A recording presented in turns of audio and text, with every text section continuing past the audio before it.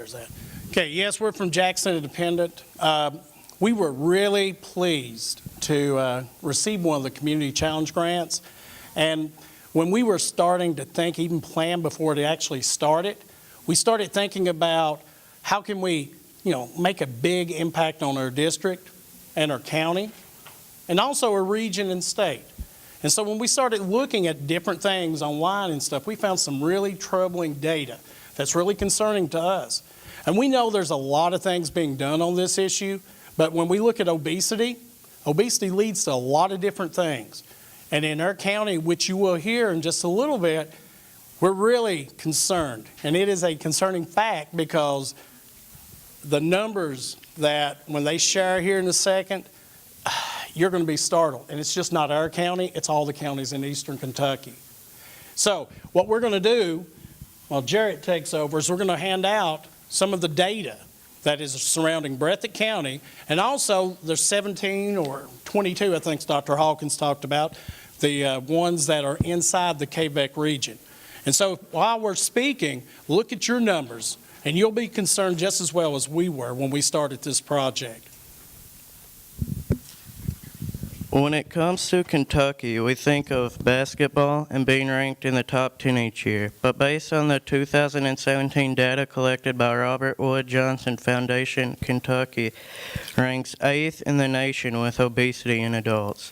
Further, it states that 1 out of every 3 individuals in the state are classified as being obese. In fact, since 1990, this percentage has gone up by 21%, which is a very concerning number. Another number that is very frightening is the obesity rate for high school students. That ranks 3rd in the nation at 20%.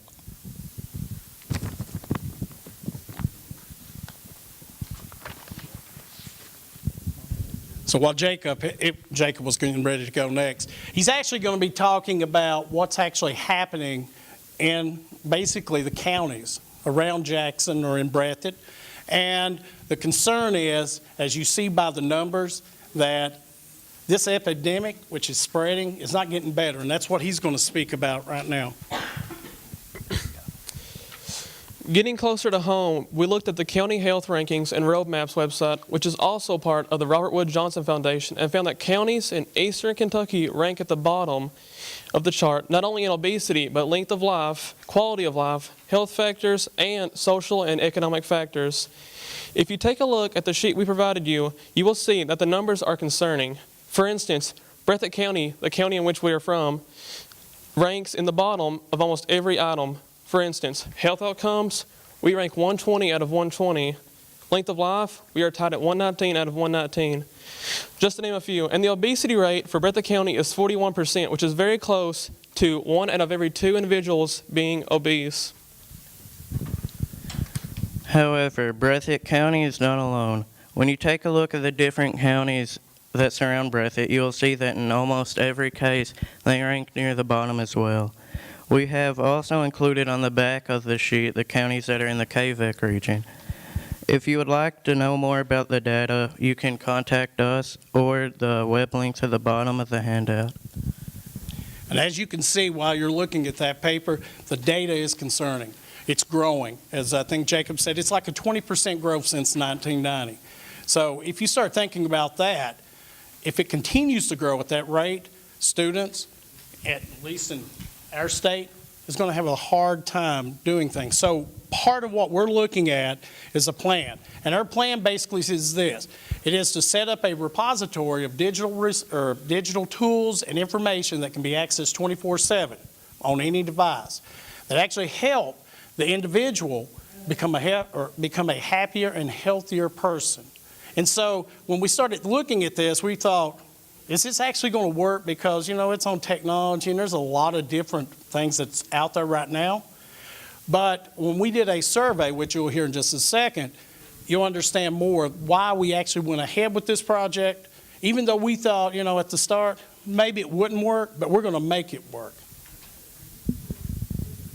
So working with one of our school partners, Mr. Thompson's health and PE class, we designed a survey that would collect information that would help us make a baseline of where we are at. Here's some of the information we included. If health or fitness resources were provided to you, would you use them to improve your overall health?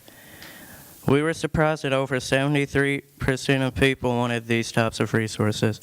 This made us believe that this would benefit our community. Another question was, how much time do you spend on social media? Almost 70% of students stated that they spent more than 30 minutes on social media a day. Do you eat a balanced meal 3 times a day? 50% stated that they did not.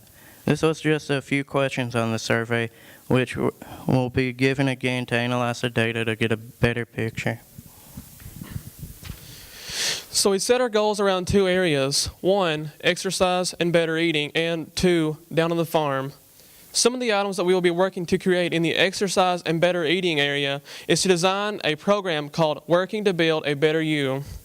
To accomplish this, we will be working with Mr. Thompson's health and PE students by providing them with training on how to use the technology to create effective videos that will be posted on our website, YouTube, The Holler, and other social media platforms.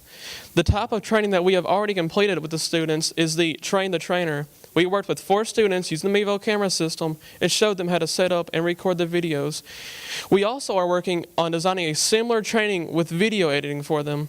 We will also be working with them on creating PSAs. We will also be working with our agriculture teacher, Mrs. Back, in designing programs on a variety of items. So far, we are already working on a couple of projects, such as Canning Fresh In and Fresh Out series featuring students working with one of our local partners, the University of Kentucky Robinson Center for Appalachian Resource Sustainability, on canning strawberries and making them healthier. So with time ending, we didn't get through everything, but here's the gist of the whole thing. We're going to be working with our outside partners, getting that knowledge and their expertise. We're also going to be working with our people that are inside our building and actually combining multiple grants to actually have more impact. And as we do this, we're looking at making, as we say, planting the seed in our younger generation and building up through that. Are there any questions? I'm sorry it was quick, but any questions? And hopefully you guys, and I know they didn't get to it, will start stepping up and you'll get your steps today. We're doing a step at our school too, so we're trying to get our staff involved. And if we got through the rest of it, unfortunately we didn't, we actually are pushing that. And what's really good is our PE teachers actually opened up our fitness center so that our teachers can actually go in and we're tracking that data. So, any questions?